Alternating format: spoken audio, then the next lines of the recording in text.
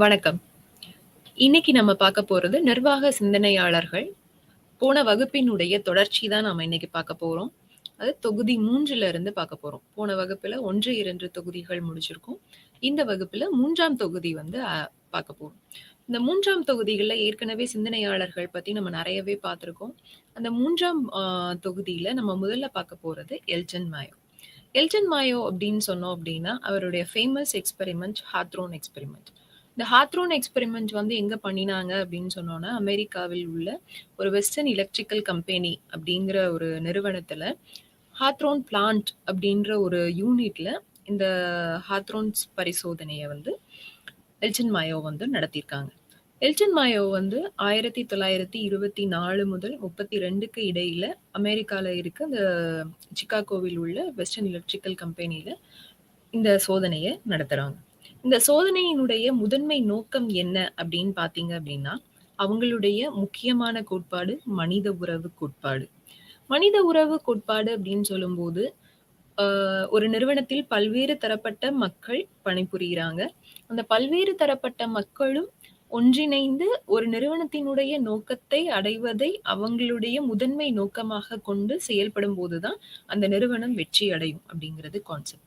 So அதுக்காக மனித உறவுகளுக்கு இடையில் என்ன மாதிரியான உறவு முறைகள் நடைமுறையில் பயன்படுத்தப்படுது? அது பணியாளர்களினுடைய பணியின் தன்மை, அவங்களுடைய உற்பத்தி திறன், அவங்களுடைய அ வளர்ச்சிக்கு எந்த அளவுக்கு உதவி செய்யுது அப்படிங்கிறது தான் இந்த ஆய்வினுடைய நோக்கமாக எல்டன் மாயோ வந்து பண்ணியிருக்காங்க.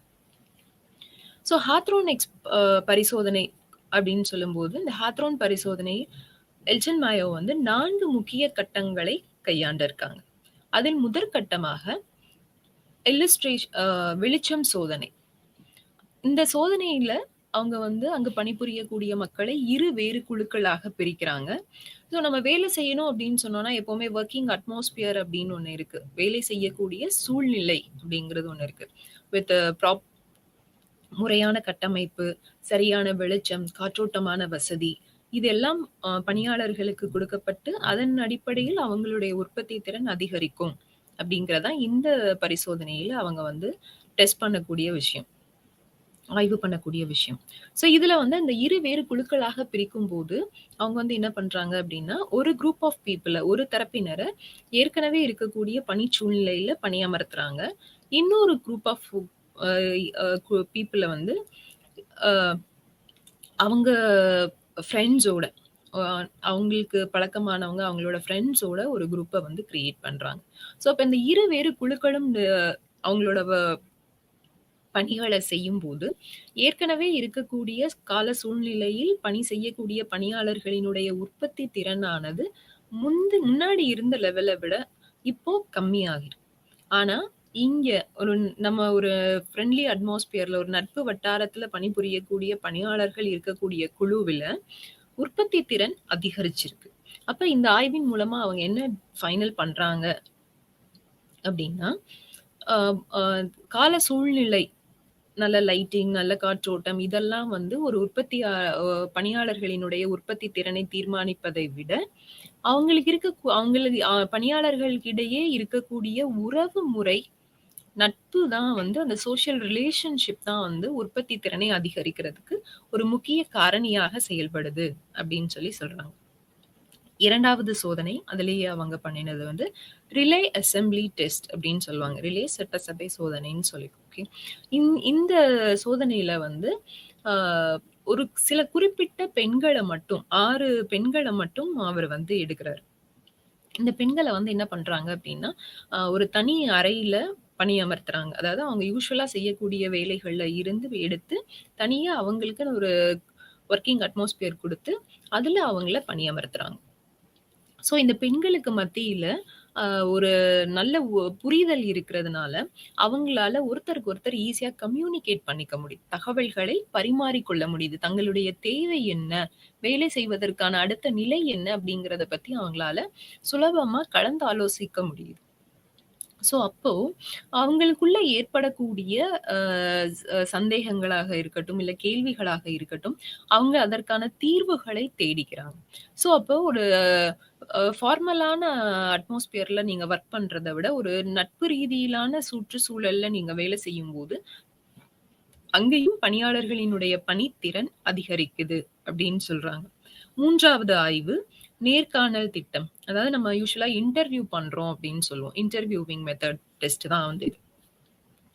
இதுல என்ன பண்றாங்க அப்படின்னா, கிட்டத்தட்ட 20,000 பணியாளர்களை ஒவ்வொருத்தரையும் தனித்தனியாக அழைத்து, அவங்க கிட்ட பெர்சனலா ஒப்பீனியன் கேட்கறாங்க. அவங்களோட வொர்க்கிங் பேட்டர்ன் எப்படி இருக்கு? நிர்வாக முறைகள் எப்படி இருக்கு? நிர்வாகிகள் தங்களுடைய உயர் அதிகாரிகள் அவங்க கிட்ட எப்படி நடந்துக்கிறாங்க? அவங்களுக்கு என்னெல்லாம் ப்ராப்ளம்ஸ் இருக்கு? அத வந்து சரி பண்றதுக்கு ஏதாவது வழிமுறை இருக்கா? அத நிர்வாகத்துக்கிட்ட சொல்லியிருக்காங்களா? இந்த மாதிரியா அவங்க கிட்ட பெர்சனலா பேசும்போது, பணியாளர்களின் மனசுல இருக்கக்கூடிய அவங்களுடைய விருப்பங்கள், எண்ணங்கள், சிந்தனைகள், அவங்களுடைய தேவைகள் எல்லாத்தையுமே அவரால தெரிஞ்சுக்க முடியுது. அப்ப என்ன சொல்றாங்க அப்டின்னா, இந்த திட்டத்த இந்த முறைய பயன்படுத்தினீங்க அப்டின்னா, பணியாளர்களினுடைய உண்மை நிலை என்ன அப்டிங்கிறத புரிஞ்சு, அவங்களுக்கு என்ன வேணும் அப்டிங்கிறத நம்மளால தெரிஞ்சுக்கிட்டு, அதுக்கேத்த மாதிரி அவங்களோட தேவைகள நம்ம நிறைவேற்றினோம் அப்டின்னா, அது நிறுவனத்தினுடைய உற்பத்தி திறனை அதிகரிக்க உதவியாக இருக்கும் அப்டின்னு சொல்லி நேர்காணல் முறையில சொல்றாரு. 4வது ஆய்வு அவர் மேற்கொண்டது வந்து பேங்க் வயரிங் சிஸ்டம். வங்கி வயரிங் கண்காணிப்பு முறை அப்படின்னு சொல்றாங்க. ஸோ இந்த பேங்க் வயரிங் சிஸ்டம் அப்படின்னு சொல்லும்போது, அ தொழிலாளர்கள் ஒவ்வொருத்தரும் ஒரு குரூப்பா வந்து ஃபார்ம் பண்றாங்க. அப்போ அவங்களோட நட்பு வட்டாரமாக இருக்கக்கூடிய பணியாளர்களை தேர்வு செஞ்சு, அவங்க ஒரு குழுக்களாக நியமிக்கப்படுறாங்க. ஸோ அவங்க என்ன பண்றாங்க அப்டின்னா, அவங்களுக்குள்ள இருக்கிற ஐடியாஸ சொல்லும்போது, அவங்களுடைய எண்ணங்கள் வெளிப்படும்போது, ஒவ்வொருத்தரும் ஒவ்வொரு ஒப்பீனியன் சொல்றாங்க. ஸோ அந்த ஒப்பீனியன்ஸ் மூலமா அவங்களுடைய கருத்துக்கள் கேட்கப்படும்போது, அவங்க கிட்ட இருந்து புது ஐடியாஸும் கிடைக்கும். ஒரு அ பிரச்சனைக்குரிய தீர்வையும் அவங்களால நமக்கு தர முடியும் அப்டின்னு சொல்றாரு. ஸோ ஓவராலா பார்த்தோம் அப்டின்னா, ஆ ஹ அம் எல்டன் மயோவுடைய ஹாத்ரோன் சோதனையில் அவர் பணியாளர்கள் மத்தியில் நடத்தினதுல, பணியாளர்களுக்கு நீங்க வெறும் ஒரு சுப்பீரியரா மட்டும் இல்லாம, அவங்களோட உறவு முறையில, அதாவது அவங்களோட ஒரு நட்பு ரீதியிலான உறவை நீ மேற்கொள்ளும்போது, பணியாளர்கள் வந்து நிர்வாகத்தினுடைய வளர்ச்சிக்கும், அதனுடைய முன்னேற்றத்திற்கும் தங்களால் ஆன எல்லா முயற்சிகளையும் செய்வாங்க. அவங்களுடைய முழு ஒத்துழைப்பையும் நமக்கு தருவாங்க அப்படிங்கிறது தான் அவருடைய கான்செப்ட். ஸோ இப்ப இந்த ஆய்வினுடைய முடிவா அவரு சில விஷயங்கள பாயிண்ட் அவுட் பண்ணியிருக்காங்க. ஃபர்ஸ்ட் ஒன், உற்பத்தி திறன் அப்படிங்கிறது பணியாளர்கள் எந்த இடத்துல பணி செய்றாங்க, அந்த இடத்தினுடைய சூழ்நிலை என்ன அப்படிங்கிறத பொறுத்து கிடையாது. அதற்கு மாறாக, அவங்க பணிபுரியக்கூடிய இடத்தில் தன்னோடு சேர்ந்து பணிபுரியக்கூடிய மற்ற பணியாளர்களும், அவங்களோட என்ன மாதிரியான சமூக உறவு முறையில இருக்காங்க அப்படிங்கிறத பொறுத்து தான், அந்த நிறுவனத்தினுடைய உற்பத்தி திறன் தீர்மானிக்கப்படுது. அப்படின்னு சொல்றாரு. ஸோ அப்ப நிறுவனத்தினுடைய உற்பத்தி திறன் அதிகரிக்கணும் அப்படின்னு சொன்னோம்னா, அவங்களுக்குள்ள இருக்க சோசியல் ரிலேஷன்ஷிப் சமூக உறவு முறைகள் வந்து மிக முக்கியமான தாக்கத்தை ஏற்படுத்தக்கூடிய விஷயமாக இருக்கு. ஸோ அப்ப அந்த வேலை அப்படிங்கிறது ஒரு குழுவினுடைய செயல்பாடாக இருக்கணும். நான் வேலை செய்றேன். எனக்கு குடுக்கப்பட்ட நம்ம ஏற்கனவே அத்தாரிட்டி அண்ட் ரெஸ்பான்சிபிலிட்டி பார்த்திருக்கோம். எனக்கு குடுக்கப்பட்ட பொறுப்ப நான் செஞ்சு முடிக்கிறேன். அதோட என்னோட வேலை முடிஞ்சுச்சுன்னு இல்லாம, ஒருத்தருக்கு ஒருத்தர் தொடர்பு கொண்டு இன்னொரு நபருடன் தன்னோடு இணைந்து பணிபுரியக்கூடிய மற்றொரு நபருடன் சேர்ந்து குழுவாக செயல்படும்போது மட்டுமே, அந்த வேலை சிறந்த முறையில் நம்மளால செஞ்சு முடிக்க முடியும். அப்படிங்கிறது அவருடைய தீர்மானங்கள்ல ஒன்று. அதேபோல, ஆ பணியாளர்கள வந்து அவங்களுடைய வேலை நிலையை அடிப்படையாகக் கொண்டு அவங்களுடைய உற்பத்தி திறனை தீர்மானிக்காம, அவங்களுக்கு ஒரு ஒரு சமூக அமைப்பை ஏற்படுத்தி, ஒரு ஃபேமிலி அட்மாஸ்பியர கிரியேட் பண்ணி, அவங்களுடைய உணர்வுகளுக்கு நம்ம முக்கியத்துவம் குடுக்கும்போது, ஆட்டோமேட்டிக்கா அவங்க நம்மளுடைய நிர்வாகத்திற்கும் அவங்களுடைய முக்கியமான பங்களிப்பை நமக்கு தருவாங்க. அப்படின்னு சொல்றாரு. ஸோ அப்ப இதுலருந்து நம்ம என்ன தெரிஞ்சுக்கிறோம்? தொழிலாளர்களினுடைய மனநிலை, மனோபாவம் எப்படி இருக்கும் அப்படின்னு சொன்னோம்னா, நம்ம அட்மினிஸ்ட்ரேஷன்ல இருந்தாலும், நிறுவனத்தில பணிபுரியும் போதும், நிறுவனத்தை விட்டு வெளியே போனாலும் சரி, நம்மளுடைய முழு எண்ணமும், நம்மளுடைய செயல்பாடுகள் எல்லாமே வந்து, அந்த நிறுவனத்தினுடைய வளர்ச்சியை பற்றி மட்டுமே சிந்திக்கக்கூடிய எண்ணம் கொண்டவர்களாக நம்மளை மாற்றும் அப்படின்னு சொல்லி சொல்றார். ஸோ வேலை செய்யும்போது, அந்த வேலை திட்டத்துல சில டெர்ம்ஸ் அண்ட் கண்டிஷன்ஸ் வந்து இருக்கும். இது இப்படிதான் பண்ணணும். ரூல்ஸ் அண்ட் ரெகுலேஷன்ஸ் அப்படின்னு சொல்ற மாரி, சில சட்ட திட்டங்கள் இருக்கும். அதுல அந்த சட்ட திட்டங்கள தொழிலாளர்கள் கண்டிப்பா பின்பற்றணும். ஸோ சட்ட திட்டங்கள பின்பற்றோன்ற பெயர்ல, நம்ம வந்து நமக்குள்ள இருக்க அந்த ஹியூமானிட்டி மனித தன்மைய வந்து இழந்து விடக்கூடாது. தொழிலாளர்கள் கிட்டயும் அவங்களுக்கு ஒரு வலுவான கட்டமைப்பை ஏற்படுத்தி தர வேண்டியது நிர்வாகத்தினுடைய பொறுப்பு அப்படின்னு சொல்லி சொல்றாரு. இப்ப இதுல அவரு குறிப்பிட்ட அவருடைய கண்டுபிடிப்பாக என்ன சொல்லலாம் அப்படின்னு சொன்னோம்னா, ஒரு பணியாளர் தன்னோடு பணிபுரியக்கூடிய சக ஊழியர்களுடன் தொடர்பு கொள்ளும்போது, அவங்களோட கம்யூனிகேட் பண்ணும்போது, அவங்களோட பேசும்போது, ஒருத்தருக்கு ஒருத்தர் இருந்த அவங்கள பத்தின தவறான எண்ணங்கள் அல்லது தவறான சிந்தனைகள் விலகி, அவங்களுக்குள்ள ஒரு வலுவான ஒற்றுமை, ஒரு ஒருங்கிணைப்பு முறை வந்து ஒரு கோஆர்டினேஷன் வந்து அவங்களுக்குள்ள கிரியேட் ஆகும். அப்ப அந்த அவங்களுக்குள்ள ஒரு ஒத்துழைப்பு வந்துருச்சு அப்டின்னா, கருத்து வேறுபாடுகள் வரதுக்கு வாய்ப்புகள் கிடையாது. வாய்ப்புகள் ரொம்பவே குறைவாகவே இருக்கும். கருத்து வேறுபாடுகள் வரது குறைஞ்சிருச்சு அப்டின்னா, அவங்க தன்னுடைய சிந்தனை முழுசையும் பணியை சிறப்பாக செய்றதுல எப்படி செய்யணும் அத பத்தி மட்டுமே அவங்களுடைய சிந்தனைகள அவங்க செயல்படுத்துவாங்க. அப்படின்னு சொல்றாங்க. ஸோ அப்போ அ இதெல்லாம் நம்ம பண்ணணும் அப்படின்னா, அ நிர்வாகம், அட்மினிஸ்ட்ரேஷன் வந்து பணியாளர்களை தேர்வு செய்யும்போது, சமூக திறனும் அவங்க கிட்ட இருக்கா?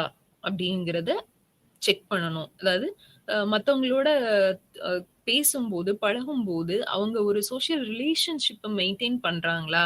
அப்படிங்கிறதையும் கருத்தில் கொள்ளணும் அப்படின்னு சொல்லி சொல்றாங்க. இப்ப எல்டன் மயோடைய கான்செப்ட் பார்த்தோம் அப்டின்னா, வேலை, பணி நம்ம ஒரு நிறுவனத்துல பணி செய்றோம் அப்டின்னு சொன்னோம்னா, அதுல வந்து சமூக அம்சங்களும் இருக்கணும் அப்டின்னு சொல்றாரு. இப்ப சமூக அம்சங்கள்னா நம்ம என்ன சொல்லலாம்? அரசியல், சமூகம், பொருளாதாரம், கலாச்சாரம், கட்டுப்பாடுகள், நம்மளுடைய நம்பிக்கைகள், இது எல்லாமே வந்து சமூக அமைப்பில் இருக்கக்கூடிய சமூக அம்சங்கள் தான். ஸோ அப்ப இது எல்லாத்தையுமே ஒரு நிர்வாகி கடைப்பிடிச்சு தொழிலாளர்களுக்கிட்ட ஒரு அ தகவல் தொடர்பு பண்ணும்போது, விஷயங்கள வந்து அவங்களுக்கு தெரியப்படுத்தும்போது, அவங்களோட நிலையில இருந்து அந்த விஷயத்த செஞ்சாங்க. அந்த விஷயத்த யோசிச்சு அவங்களுக்கு அந்த தகவல்களை பரிமாற்றம் செஞ்சாங்க அப்டின்னா, அது வந்து ஒருங்கிணைக்கப்பட்ட தலைமை பண்பாக இருக்கும். ஏன்னா, அட்மினிஸ்ட்ரேஷன்ல நிர்வாகத்துல இருக்கக்கூடியவங்க வந்து தன்னுடைய பணியாளர்களினுடைய எண்ணங்களுக்கு முக்கியத்துவம் அளிக்கிறாங்க அப்படிங்கிறத இதன் மூலமா அவங்க தெரியப்படுத்தணும் அப்படின்னு நினைக்கிறாங்க. இப்போ மனித உறவு கோட்பாடு அப்படின்னு சொல்லும்போது எல்டன் மயோ வந்து அதிகமாவே ஹியூமன் ரிலேஷன்ஷிப்க்கு வந்து இம்பார்ட்டன்ஸ் குடுக்குறாங்க. முக்கியத்துவம் குடுக்குறாங்க. மனித உணர்வுகளுக்கு முக்கியத்துவம் குடுக்குறாங்க. சோ இப்ப மனித உணர்வுகள் ஒரு நிறுவனத்தின் பங்களிப்பை எப்படி உயர்த்தும் அப்படின்னு சொல்லும்போது அங்க அவங்களுடைய தொடர்புகள் வந்து எப்படிலாம் இருக்கலாம் அப்படின்னு சொன்னோம்னா, ஒருத்தருக்கு ஒருத்தர் குழுக்களாக ஒரு பணி செய்றதுக்காக குழுக்களாக நியமிக்கப்படும்போது, அதில் பணிபுரியக்கூடிய பணியாளர்கள் ஒருத்தரை ஒருத்தர் பற்றி முழுமையாக தெரிந்து கொள்ளணும். ஏன்னா, என் கூட பணி செய்யக்கூடிய சக பணியாளரினுடைய உண்மை திறன் அறிஞ்சா மட்டும் தான், என்னால அவங்களால என்ன செய்ய முடியும்? இல்ல அவங்க கிட்ட இருந்து என்ன திறமையை நம்மளால வெளிக்கொண்டு வர முடியும்? அப்படிங்கிறத அ அதுல தலைமை பொறுப்பேற்றுக்கக்கூடிய நபரால நடைமுறையில சாத்தியப்படுத்த முடியும். ஸோ, அப்ப அந்த பணிக்குழுக்கள் என்ன மாதிரி வேலை செய்றாங்க? அதன் மூலமாக அந்த நிறுவனத்தினுடைய உற்பத்தி திறனை நம்மளால எப்படி அதிகரிக்க முடியும்? அந்த உற்பத்தி திறனை அதிகரிக்கிறதுல நிர்வாகத்தினுடைய பங்கு என்ன? அப்படிங்கிறதையும் அவர் வந்து சொல்றார். இப்போ அடுத்த கான்செப்ட் நம்ம பார்க்கிறது வந்து எல்டன் மயோடையது. மனித உறவுகளின் இயக்கத்தில் அவர்களுடைய பகுப்பாய்வு. எப்படியெல்லாம் ஹியூமன் ரிலேஷன்ஸ் வந்து எப்படியெல்லாம் இருக்கணும் அப்படின்னு சொல்லி சொல்றாரு. ஸோ நீங்க ஒரு எம்ப்ளாயிய பார்க்கும்போது, ஒரு பணியாளர பார்க்கும்போது, அந்த பணியாளர் நம்ம நிறுவனத்தினுடைய உற்பத்திக்கான ஒரு மெட்டீரியல், ஒரு காரணின்னு மட்டும் அவர பார்க்காம, நம்ம என்ன பண்ணணும் அப்டின்னா, அந்த பணியாளரும் ஒரு சக ஊழியர், ஒரு மனிதர். அப்ப அவங்களுக்கு உண்டான ரெஸ்பெக்ட்ட நம்ம குடுக்கணும். பணியாளர் தானே, அவர் எப்படி வேணாலும் நம்ம வழிநடத்திக்கலாம் அப்படின்னு சொல்லி அர்த்தம் கிடையாது. சோ, அதனால தன்னுடைய மேலதிகாரியோ அல்லது நிர்வாகத்தில் இருக்கக்கூடியவர்களோ, அந்நிறுவனத்தில் பணிபுரியக்கூடிய ஒவ்வொரு பணியாளருக்கும் அவங்களுக்குன்னு குடுக்க வேண்டிய சுய உரிமை, அதாவது செல்ஃப் ரெஸ்பெக்ட் அப்படிங்கிறது அவங்களுக்கு குடுக்கணும். சோ, அந்த சுயமரியாதைய நீங்க அவங்களுக்கு குடுக்கும்போது, அந்த இண்டிவிஜுவல் அந்த தனி நபர்கிட்ட நிறுவனத்தை பற்றின எண்ணம் மேலோங்கும். நான் ஒரு சாதாரண பணியாளரா இருந்தாலும் கூட, என்னுடைய சிந்தனைகளுக்கு அவங்க முக்கியத்துவம் குடுக்குறாங்களே அப்படின்னு சொல்லி அவங்க அதிகமாக உழைப்பதற்கு தயாராக ஆவாங்க. சோ இப்போ கிட்டத்தட்ட இந்த ஹாத்ரோன் பரிசோதனையில எல்டன் மாயோ அந்த நிறுவனத்தில் பணிபுரியக்கூடிய பணியாளர்களுடன் 4ற்கும் மேற்பட்ட ஆண்டுகள் அவங்களோட டைம் ஸ்பெண்ட் பண்ணியிருக்காரு. அவங்களோட வேலை பார்த்திருக்காரு. அவங்களோட வாழ்ந்திருக்காரு. சோ, இப்ப இதன் அடிப்படையில அவரினுடைய பங்களிப்பு என்ன? அங்கு பணிபுரியக்கூடிய பணியாளர்களுக்கு அவர் செய்யக்கூடிய பங்களிப்பு என்ன? அப்படிங்கிறது தான் அதுல ஒரு சில விஷயங்கள் மட்டும் இங்கு குறிப்பிடப்படுது. இப்ப ரிலே அசெம்பிளி டெஸ்ட்ன்னு நம்ம பார்த்தோம். அந்த இதுல அவர் அங்கு பணிபுரியக்கூடிய பணியாளர்களினுடைய உடல்நிலையை மட்டும் படிக்காம, உடல்நிலை அப்படின்னு சொன்னா, இந்த அட்மாஸ்பியர்ல இவங்க வேலை பார்த்தா இவங்களால புரொடக்ஷன உற்பத்திய அதிகரிக்க முடியுமா அப்படின்னு சொல்லி அத மட்டும் யோசிக்காம, அவங்களுடைய ஆரோக்கியத்திற்கும் முக்கியத்துவம் குடுத்தாரு. சோ, அப்ப அவங்களோட ஆரோக்கியம் பத்தி நம்ம கவலைப்படுறோம் அப்படின்னு சொன்னா, அங்கு பணிபுரியக்கூடிய பணியாளர்கள பத்தி பணியாளர்கள் நம்ம மனசுல இடம் பிடிச்சுட்டாங்க. அவங்களும் நம்ம குடும்ப உறுப்பினர் ஆயிட்டாங்க அப்படிங்கிறது தான் அர்த்தம். 2வது எல்டன் மாயோ ஒரு ஆலோசகரா மட்டும் இல்லாம, விளம்பரதாரராகவும் இருக்கார். ஆலோசகர் அப்படின்னு சொன்னா நம்ம கவுன்சிலர் அப்படின்னு சொல்லுவோம். சோ, அங்க பணிபுரியக்கூடிய பணியாளர்களுக்கு வேலையில ஏற்படக்கூடிய தொய்வினால் வேலையில ஏதாவது தொய்வு இருந்ததுன்னா, அத பத்தின ஆலோசனைகள் மட்டும் இன்றி, அவங்களுடைய குடும்ப பிரச்சனைகளிலும், குடும்ப சூழ்நிலையில ஏற்படக்கூடிய மாற்றங்கள், ஏற்படக்கூடிய பிரச்சனைகளை பத்தியும் அவர் ஆலோசனை குடுக்குறார். சோ, இப்ப இத பத்தி நிர்வாகிகளுக்கு தெரியப்படுத்தும்போது, அங்கு பணிபுரியக்கூடிய பணியாளர்களினுடைய உண்மை குடும்ப சூழ்நிலை என்ன அப்படிங்கிறத அவங்களுக்கு தெரிஞ்சு, அதுக்கேத்த மாதிரி அவங்களோட வேலை தன்மைய அவங்க கிட்ட கொண்டு போக முடியும். அதேபோல அவங்களுக்கு ஒரு நல்ல கூட்டுறவு ஒத்துழைப்பாளராகவும் அவர் செயல்பட்டிருக்காரு. ஒத்துழைப்பாளர் அப்படின்னு சொல்லும்போது, நம்ம கூடவே இருந்து நம்மள கோஆர்டினேட் பண்ணி, ஆர்கனைஸ் பண்ணி, நம்ம என்ன வேலை செய்யணும், அத எப்படி செய்யணும் அப்படின்னு சொல்லி, எல்லாத்தையுமே நம்மள டைரக்ட் பண்ணி வழிநடத்தி கொண்டு போறவங்கள தான் நம்ம ஒத்துழைப்பாளர் அப்படின்னு சொல்லுவோம். சோ, இங்க பணிபுரியக்கூடிய பணியாளர்கள் அவங்களுக்குள்ள என்ன நடவடிக்கைகள் இருக்கு? சமூக அமைப்புனா என்ன? சமூக அடிப்படையில நம்ம எப்படியெல்லாம் மத்தவங்க கிட்ட நடந்துக்கணும் அப்படிங்கிறத பத்தியெல்லாம், இவர் இவருடைய தியரி, இவருடைய கோட்பாட்டின் அடிப்படையில் சில ஆலோசனைகளும் அவங்களுக்கு வழங்கியிருக்காங்க. அண்ட் கடைசியா, இவர் அவங்களுக்கு ஒரு ரொம்ப நல்ல பாதுகாவலராக செயல்பட்டிருக்கிறார். பாதுகாவலர்னா எப்படி நம்ம செக்யூரிட்டி குடுப்பாங்க, அப்படி கிடையாது. ஒரு நிறுவனத்தில பணிபுரியக்கூடிய பணியாளர்கள், நான் ஏற்கனவே சொன்ன மாரி, அந்த நிறுவனத்திற்குள்ள இருந்தாலும், இல்ல வெளியில இருந்தாலும், அவங்க வேலை பார்க்கக்கூடிய அந்த நிறுவனத்தை பற்றின எந்த விதமான தப்பான சிந்தனைகளையும் வெளியில பரப்பாம, அந்த நிறுவனத்தினுடைய உண்மையான வளர்ச்சிக்கும், முன்னேற்றத்திற்கும் நம்மளால என்ன முடியும்? நம்ம அதுக்கு எப்படி நம்மளுடைய பங்களிப்பை குடுக்கலாம் அப்படிங்கிறத பத்தி மட்டும் தான் அவங்களுடைய சிந்தனைகள் இருக்கும். சோ, இத அவர் என்ன பண்றாரு அப்படின்னா, அங்கு வரக்கூடிய ஆராய்ச்சி மாணவர்களுக்கு, தொழில் நிறுவனங்களில் ஆராய்ச்சி செய்யக்கூடிய ஆராய்ச்சி மாணவர்களுக்கு அவர் வழிகாட்டுறாரு. இப்படிலாம் பண்ணலாம். இவங்க இப்படிலாம் இருக்காங்க அப்படின்னு சொல்லி, அவங்களையும் அவங்களுக்கும் ஒரு வழிகாட்டியாக இருந்து அவர் செயல்படுறாரு அப்படிங்கிறது தான்.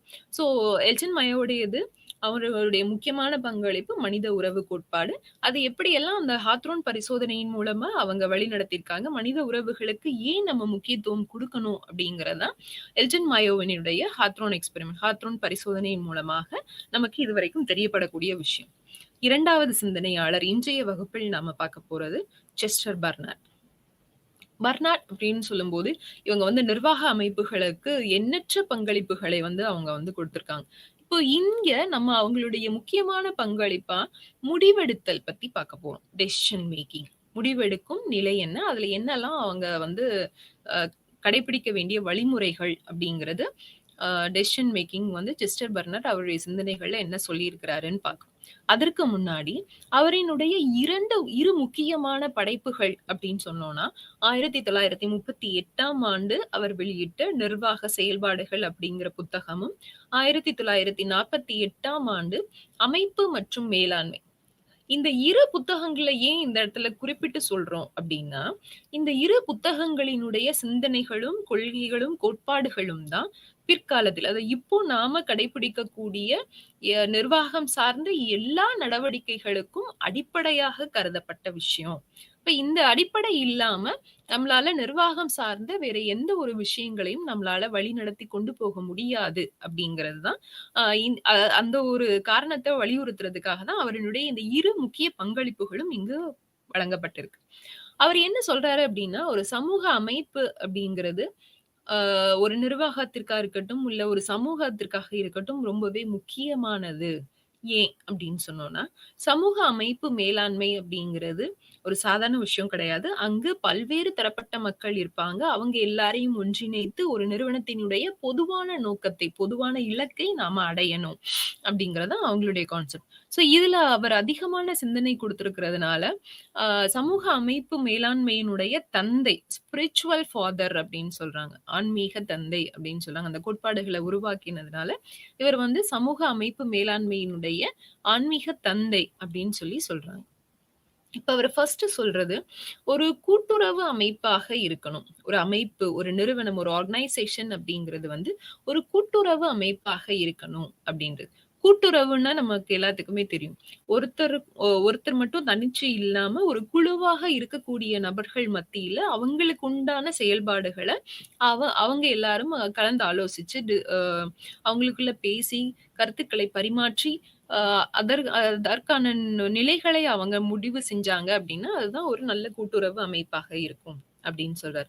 இப்போ பெர்னார்டோட கான்செப்ட் படி அந்த அமைப்பு எப்படியெல்லாம் செயல்படணும் அப்டின்னா, அதற்கு 3 முக்கிய கூறுகள் அவங்க வந்து குடுக்குறாங்க. ஃபர்ஸ்ட் விஷயம் என்ன? ஒருத்தருக்கு ஒருத்தர் தொடர்பு கொள்ளும்போது, அந்த தன்னுடைய குழுவில் உள்ள நபர்களுடன் தொடர்பு கொள்ளும்போது, ஒருத்தருக்கு ஒருத்தர் தெளிவான தகவல்களை பரிமாற்றிக் கொள்ளணும். நான் சொல்லக்கூடிய விஷயம், என்னுடைய குழுவில் இருக்கக்கூடிய மற்றொரு நபருக்கு புரியக்கூடிய வகையில இருக்கணும். நான் பாட்டுக்கு ஏதோ ஒண்ணு சொல்லிட்டு, அவங்களுக்கு எதுவுமே புரியாம, நான் போய் இவங்க அத சரியா பண்ணலன்னு சொல்லி நான் அவங்கள தப்பு சொல்லக்கூடாது. அப்படி ஒரு சூழல் இல்லாம இருக்கணும் அப்படின்னா, தன்னுடைய குழுவினோடு தகவல்களை பரிமாற்றிக் கொள்ளும்போது, அந்த தகவல் சரியான தகவலாக அவங்க புரிந்து கொள்ளக்கூடிய தகவலாக இருக்கணும். அத விட முக்கியமா 2வது விஷயம், அந்த அமைப்பினுடைய பொதுவான நோக்கத்தை நிறைவேற்றுவதற்காக தான் நாம அந்த குழுவாகவே செயல்படுறோம் அப்படிங்கிறத அவங்களுக்கு ரொம்பவே தெளிவாக புரிய வச்சிருக்கணும். ஒரு குழுவினுடைய நோக்கத்தை, ஒரு நிறுவனத்தினுடைய நோக்கத்தை அடைவதற்காக அதுக்கு தான் பொதுவான நோக்கம்னு சொல்றாங்க. ஒரு நிறுவனத்துல பல நபர்கள் பணிபுரியறதுனால, அங்கு பணிபுரியக்கூடிய ஒவ்வொரு நபருக்கும் தனித்தனியான விருப்பம் அப்படிங்கிறது இருக்கும். இல்ல தனித்தனியான நோக்கம் அப்படிங்கிறது இருக்கும். நான் இந்த வருஷத்துக்குள்ள என்னோட டார்கெட்ட ரீச் பண்ணணும். நான் இந்த வருஷத்துக்குள்ள அடுத்த லெவல் ப்ரமோஷனுக்கு போகணும். புரொடக்ஷன வந்து அதிகமா இன்கிரீஸ் பண்ணணும் அப்படின்னு சொல்லி ஒவ்வொருத்தருக்கும் இண்டிவிஜுவல் தனிப்பட்ட நோக்கம் அப்படிங்கிறது ரொம்பவே இருக்கும். ஆனா இங்க ஒரு நிறுவன அமைப்பினுடைய பொதுவான நோக்கத்தை நாம அடையணும். அந்த இலக்கை நம்ம சென்றடையணும்னு சொல்லி எல்லாரும் சேர்ந்து வேலை செஞ்சா மட்டும் தான், அது வந்து ஒரு கூட்டுறவு அமைப்பாக இருக்கும் அப்படின்னு சொல்றாங்க. அப்ப அந்த பொதுவான நோக்கத்தை அடையறதுக்கு நம்ம என்ன பண்ணணும்? நம்ம ஏற்கனவே சொல்லிட்டோம். ஒரு குழுவா தான் அந்த உறுப்பினர்கள் வந்து இருக்காங்க. அந்த குழு உறுப்பினர்கள் மத்தியில முறையான ஒருங்கிணைப்பும், ஒத்துழைப்பும் இருக்கணும். அவங்களுக்குள்ள ப்ராப்பர் கோஆர்டினேஷன் இருக்கணும். நம்ம இப்ப சொன்ன மாதிரி தகவல்களை பரிமாறிக் கொள்றதுல எந்தவித எது அ அ தயக்கமும் இல்லாம, அவங்க அதனுடைய உண்மை நிலையை மத்தவங்க கிட்ட ஷேர் பண்ணிக்கணும். மத்தவங்களுக்கு தெரியப்படுத்தணும் அப்படிங்கிறார். அப்ப முக்கியமானது அவங்களுக்குள்ள அந்த குழுவில் உள்ள நபர்களுடன் முறையான ஒருங்கிணைப்பும், ஒத்துழைப்பும் இருக்கணும். இங்க வந்து யாருமே நான் இண்டிவிஜுவல் நான் தனியா தான் செயல்படுவேன் அப்படின்னு சொல்ல முடியாது. ஏன்னா ஒரு குழுன்னு சொல்லிட்டோம் அப்படின்னாலே, அந்த குழுவில் இருக்கக்கூடிய ஒவ்வொரு நபரினுடைய நடவடிக்கைகளும் ஒன்றோடு ஒன்று தொடர்புடையது தான். நீங்க அத வந்து செப்பரேட் பண்ணி பார்க்கவே முடியாது. அப்போ நான் எனக்கு என்ன பிரச்சனை இருக்கு, இல்ல எனக்கு என்ன தெரியும் அப்படிங்கிறத நானா முன்வந்து சொன்னா மட்டும் தான் அந்த குழுவில் உள்ள உறுப்பினர்களுக்கு தெரியும். இப்ப நான் சொல்லாம இருந்தேன் அப்டின்னா, அங்க என்னோடு இருக்கக்கூடிய சக பணியாளர்களுக்கு என்னுடைய உண்மை நிலை என்ன அப்டிங்கிறது அவங்களுக்கு வந்து தெரியாது.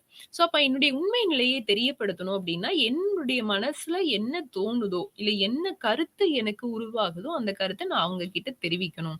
ஸோ, அந்த ஒத்துழைப்பு அப்டிங்கிறது ஒரு அமைப்பு நல்ல முறையில செயல்படுறதற்கு முறையான அடித்தளத்தை ஏற்படுத்தி குடுக்கும் அப்டின்னு சொல்றாங்க.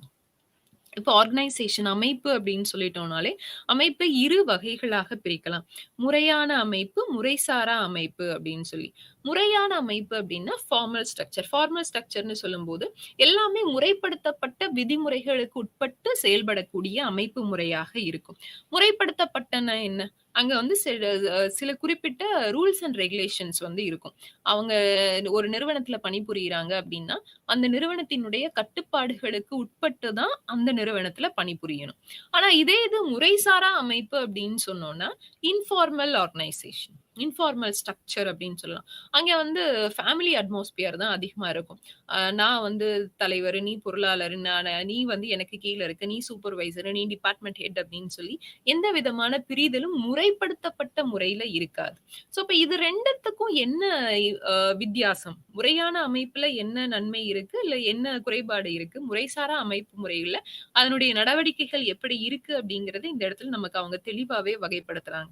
ஸோ முறையான அமைப்புகள் எப்படி உருவாகுது அப்படின்னு சொன்னோம்னாலே, முறைசாரா குழுக்களால தான் அந்த முறையான குழுக்கள், அமைப்புகள் உருவாகுது அப்படின்னு சொல்றாரு பெர்னார்ட். ஏன் அப்படி சொல்றாரு? ஸோ முறைசாரா குழுக்கள்னு சொல்லும்போது, ஒரு நட்பு ரீதியிலான உறவு முறை கொண்ட ஒரு குழுக்கள் தான். ஸோ நான் ஒரு ஃப்ரெண்ட்ஸா நாங்க ஒரு குரூப் கிரியேட் பண்றோம் அப்படின்னு சொன்னோம்னா, அந்த குழுவினுடைய சிந்தனை, இல்ல அந்த குழுவினுடைய நோக்கம் என்னவா இருக்கும்? நம்ம ஒரு தனியா ஒரு கம்பெனி ஆரம்பிச்சு, ஒரு பெரிய லெவலுக்கு நம்ம வரணும் அப்படிங்கிறது அவங்களுடைய விருப்பமா இருக்கும். அப்ப இந்த முறைசாரா அமைப்புகள் மூலமா தான் முறையான அமைப்புகள் அப்படிங்கிறது உருவாகுது அப்படிங்கிறது ரொம்பவே அழுத்தமா பெர்னார்ட் வந்து நம்புறாரு. சோ, அப்ப இந்த முறைசாரா குழுக்கள் வந்து முறைசாரா அமைப்பாக உருவாகுது. ஓகேவா? முறைசாரா குழுக்கள் வந்து முறைசாரா அமைப்பாக உருவாகுது. இப்போ இந்த அங்கு பணிபுரியக்கூடிய பணியாளர்களினுடைய வேலை சூழ்நிலைகள் எப்படி இருக்கும்? இப்ப முறைசாரா அமைப்புன்னு சொன்னோம்னா, அங்க எந்த ரூல்ஸ் அண்ட் ரெகுலேஷன்ஸும் கிடையாது. அவங்களுக்கு வந்து ஒழுங்காற்று விதிமுறைகள் எதுவுமே கிடையாது. அவங்களுக்கு எப்ப தோணுதோ வேலை செய்யலாம், எப்ப தோணுதோ ரிலாக்ஸ் பண்ணிக்கிறலாம், எப்ப வேணாலும் லீவ் குடுத்துக்கலாம். இது வந்து அவங்களுடைய சிச்சுவேஷன் பேசிஸ்ல அவங்க வொர்க் பண்றது. ஆனா முறையான அமைப்புன்னு சொல்லும்போது, அங்க எல்லாமே நெறிப்படுத்தப்பட்ட கட்டுப்பாடுகளுக்கு உட்பட்ட விஷயங்கள் தான் அங்க கடைபிடிக்கப்படும். அப்ப கட்டுப்பாடுகளுக்கு உட்பட்ட விஷயங்கள் அப்படின்னு சொல்லும்போது, certain set of rules and regulations வந்து இருக்கும். சில குறிப்பிட்ட சட்ட திட்டங்களுக்கு உட்பட்டு தான் நம்ம அங்க செயல்பட வேண்டிய சூழ்நிலை வந்து இருக்கும். ஸோ, இப்ப பெர்னார்ட் வந்து என்ன சொல்றாரு அப்டின்னா, முறைசாரா அமைப்பு அப்டிங்கிறது ஒரு தகவல் தொடர்பு வலையமைப்பு. தகவல் தொடர்பு வலையமைப்பு. முறைசாரா அமைப்புல தான் நம்ம வந்து நம்ம மனசுல தோன்ற எல்லா விஷயங்களையும் நம்மளால ஷேர் பண்ணிக்க முடியும். ஆனா முறையான அமைப்புல அந்த மாரி நம்மளுடைய மனசுல தோன்றக்கூடிய எண்ணங்களை நம்மளுடைய உயர் அதிகாரிகளிடமோ, சக பணியாளர்களிடமோ தெரிவிக்க முடியாது. ஏன்னா, நம்ம ஏதாவது சொன்னோம் அப்டின்னா, அவங்க ஏதாவது நெனச்சுப்பாங்களோ? இல்ல இதோட இம்பாக்ட் வந்து ராங்கா போயிடுமா? தப்பா போயிருமா? அப்படிங்கிற ஒரு தயக்கம் நமக்குள்ள இருக்கிற ஒரு சிந்தனை வந்து அத நம்மளால நெறைய நேரங்கள்ல வெளில சொல்ல முடியாம ஆகும். ஆனா, முறைசாரா அமைப்புகள்ல எல்லாருமே நம்ம ஃப்ரெண்ட்ஸ் தான். எல்லாருமே நம்ம ஃபேமிலி தான். ஸோ நம்ம என்ன சொன்னாலும் அவங்க அக்செப்ட் பண்ணிப்பாங்க. அதுக்கு அப்ஜெக்ஷன் இருக்காது. அப்படிங்கிற ஒரு சிந்தனையினால நம்ம என்ன பண்ணுவோம்னா, ஓப்பனா பேசுவோம். என் மனசுல என்ன தோணுது? இல்ல எனக்கு என்ன கருத்து இருக்கு? இந்த விஷயத்த ஒரு அமைப்பு உருவாக்கணும் அப்படின்னா, அது என்ன பண்ணலாம்? எப்படி பண்ணலாம்? அப்படின்னு சொல்லி என்னால ஓப்பனா என் மனசுல தோணக்கூடிய உண்மை நிலையை மத்தவங்க கிட்ட சொல்ல முடியும். ஸோ ஆனா இதே இது முறையான முறையான அமைப்பு முறைகள்ல நிறுவன தொடர்பு அப்படிங்கிறது ரெஸ்ட்ரிக்டட் ரிலேஷன்ஷிப்பா தான் இருக்கும். அங்க வந்து ஸ்ட்ரக்சர் வடிவமைக்கப்பட்ட ஒரு முறையாகத்தான் முறையான அமைப்புல கடைபிடிக்கிறாங்க. ஸோ இப்ப இந்த முறையான அமைப்புல அ அ ஒருத்தருக்கு மேல 2ற்கு மேல நபர்கள் வந்து உணர்வு பூர்வமாக செயல்படும்போது, அவங்களுடைய எண்ணங்கள், அவங்களுடைய சிந்தனைகள் இது எல்லாமே ஒண்ணா செயல்படும்போது, அவங்களால பாசிட்டிவ் ரிசல்ட்ட எல்லா இடத்துலயும் குடுக்க முடியாது. ஏன்னா, அவங்களுக்குள்ள சில ரெஸ்ட்ரிக்ஷன்ஸ் இருக்கு அப்படின்னு சொல்றாரு. இத வந்து 4 வரையறுக்கப்பட்ட வேலைகளாக பெர்னார்ட் வந்து நமக்கு வந்து கட்டமைச்சு குடுத்திருக்கிறார். அதுல ஃபர்ஸ்ட் ஒன் வந்து அதிகாரம். அதிகாரம்னு சொல்லும்போது, எனக்கு வழங்கப்பட்டு இருக்கக்கூடிய அதிகாரத்தை நான் மற்றவங்க மேல எப்படி பிரயோகிக்கிறேன், மத்தவங்க மேல எப்படி பயன்படுத்துறேன் அப்படிங்கிறது. சோ அந்த அதிகாரத்தை செயல்படுத்துவதற்கு எனக்கு கொடுக்கப்பட்டிருக்கக்கூடிய பொறுப்பு, ரெஸ்பான்சிபிலிட்டி. எனக்கு என்ன பொறுப்பு ஒப்படைக்கப்பட்டிருக்கோ, அந்த பொறுப்பை நிறைவேற்றுவதற்கான பொறுப்புணர்வு. ரெஸ்பான்சிபிலிட்டி குடுத்துட்டோம் அப்டின்னா, அந்த ரெஸ்பான்சிபிலிட்டிய பொறுப்ப வந்து செயல்படுத்துவதற்கான பொறுப்புணர்வு அப்படிங்கிறது இருக்கும். இத நம்மள நம்பி ஒப்படைச்சிருக்காங்க. நாம இத எப்படியாவது நல்லபடியா அவங்களுக்கு முடிச்சு குடுக்கணும் அப்படிங்கிற அந்த பொறுப்புணர்வு நம்மகிட்ட இருக்கணும். 4வது திட்டவட்டமான அளவை. அதாவது நம்ம என்ன பண்ண போறோம், எப்படி பண்ண போறோம் அப்படிங்கிறதுல நமக்கு வந்து நம்மளோட டெசிஷன் வந்து ரொம்பவே ப்ரிசைஸா இருக்கணும். ரொம்பவே வந்து ஆ வடிவமைக்கப்பட்ட ஒரு விஷயமாக இருக்கணும். இந்த 4 விஷயமும் இருந்துச்சு அப்படின்னா, அத நம்ம முறையான அமைப்பு அப்படின்னு சொல்லலாம். சோ, அப்ப அந்த முறையான அமைப்புல என்னெல்லாம் விஷயங்கள் இருக்கு? என்னெல்லாம் பண்றாங்க அப்படின்னு பார்த்தோம்னா, அகைன் திரும்பவும் அத 4 முக்கிய தூண்களாக பிரிக்கிறார். ஃபர்ஸ்ட் ஒன் தொழிலாளர் பிரிவு. நம்ம ஏற்கனவே பார்த்திருக்கோம். 14 பிரின்சிபல்ஸ்ல டிவிஷன் ஆஃப் லேபர். சோ பணியாளர்கள் வந்து யார், யார் என்னென்ன வேலைய செய்யணும் அப்படிங்கிறத அவங்களுக்குள்ள நம்ம பிரிச்சு குடுத்துருக்கோம். டிவிஷன் ஆஃப் லேபர் அப்படின்னு சொல்லும்போது, தொழிலாளர்கள் என்ன பணி செய்யணும் அப்படிங்கிறத அவங்களுக்கு நம்ம பகிர்ந்து குடுத்துருக்கணும். 2வது அவங்களுடைய செயல்பாட்டு முறைகள். அவங்க என்ன செய்யணும்? எப்படி செய்யணும்? அதை செய்வதற்கான வழிமுறைகள் என்ன? அப்படிங்கிறத அவங்களுக்கு நாம தெரியப்படுத்தியிருக்கணும். 3வது கட்டமைப்பு. கட்டமைப்புன்னு சொன்னோம்னா, அகைன் ஸ்ட்ரக்சர். அந்த நிறுவனத்தினுடைய முறையான அமைப்பு, இல்ல அவங்க பணி செய்யக்கூடிய இடத்தினுடைய முறையான கட்டமைப்பு விதிகள் அங்கு கடைபிடிச்சா மட்டும் தான், அந்த பணியாளரால அ அவருக்கு ஒப்படைக்கப்பட்ட பணிய செய்யறதுக்கு அந்த முறையான கட்டமைப்பு அப்படிங்கிறது வேண்டும். 4வது கட்டுப்பாட்டு வீச்சு. அதாவது எனக்கு குடுக்கப்பட்டிருக்கக்கூடிய அதிகாரத்தை நான் இன்னொரு நபர் மீது பயன்படுத்துறேன் அப்படின்னா, அவங்க அவங்களுடைய வேலைய சரியா செய்றாங்களா அப்படின்னு சொல்லி கண்ட்ரோல் பண்றதுக்கான ஆ வழிமுறை தான் அது. சோ அப்ப கட்டுப்பாடு அப்படின்னு சொல்லும்போது, எனக்கு கீழ இருக்கக்கூடிய பணியாளர்களை நான் வந்து முறையான முறையில கட்டுப்படுத்தணும் அப்படிங்கிறது தான் 4வது விஷயம். இது முறையான அமைப்பு பற்றி. முறைசாரா அமைப்புன்னா நான் ஃபர்ஸ்ட்டே சொல்லிட்டேன். முறைசாரா அமைப்பு அப்படிங்கிறது, அவங்களுக்குன்னு ஒரு சட்ட திட்டங்கள் கிடையாது, ரெஸ்ட்ரிக்ஷன்ஸ் கிடையாது, முறைப்படுத்தப்பட்ட அமைப்பு எதுவுமே கிடையாது. ஸோ இங்க முறையான அதிகாரம் இல்லாததுனால, அது வந்து ஒரு முறைசாரா அமைப்பாக சொல்றாங்க. ஆனா, மக்கள் வந்து அத எப்படி பார்க்குறாங்க அப்படின்னா, ஆ இங்க வந்து ஒவ்வொரு தனி நபரும் ஒன்றாக சேரும்போது, முறைசாரா அமைப்புல ஒவ்வொரு தனி நபரும் ஒன்றாக சேரும்போது, அவங்களுக்குள்ள ஒரு சமூக உறவு முறை வந்து ஏற்படுது. சமூக உறவு அப்டின்னா அகைன் சோசியல் ரிலேஷன்ஷிப். ஏன் அப்டின்னு சொன்னோம்னா, நம்ம ஏற்கனவே சொன்ன மாதிரி, அவங்களால ஓப்பனா தன்னுடைய எண்ணங்களையும், சிந்தனைகளையும், கருத்துக்களையும் தன்னுடைய சக பணியாளர்களுடன் முறைசாரா அமைப்பில் பகிர்ந்து கொள்ளும்போது, அவங்களுக்குள்ள ஒரு சமூக உறவு வந்து ஏற்படுது. சோ, இப்ப இந்த முறைசாரா அமைப்பு அப்டின்னு சொன்னோம்னா, இதுக்குன்னு சில அ அவங்களுக்குன்னு செயல்பாடுகள் தனியா இருக்கு. அவங்களோட அப்ரோச் வேற மாதிரி இருக்கும். அவங்களுடைய அணுகுமுறைகள் வேற மாதிரி இருக்கும். எல்லாத்தையுமே ஒரு சென்டிமென்டலா பார்ப்பாங்க. உணர்ச்சி பூர்வமான விஷயங்களாக எல்லாத்தையுமே பார்ப்பாங்க.